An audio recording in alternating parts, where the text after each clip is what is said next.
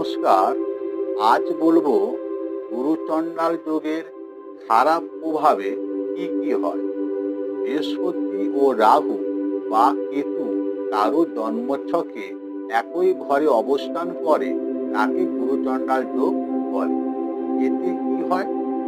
শিক্ষকের সাথে ছাত্র বা ছাত্রীর দুর্ব্যবহার হয়, নারীর সাথে অন্যায় অবিচার, ভণ্ড জ্ঞান ও ভণ্ড সাধুর পাল্লায় পড়া, পেটের বা শারীরিক সমস্যার সম্মুখীন হওয়া, শিক্ষা সম্পূর্ণ করতে না পারা, চুরি ডাকাতি করা ও মদদ দেওয়া, সন্তানের প্রতি কারোর থেকে সাহায্য না পাওয়া, সবার কাছে অপমানিত হওয়া, কুসংস্কারে লিপ্ত হওয়া এবং অর্থনৈতিক সমস্যা দেখা দিতে পারে।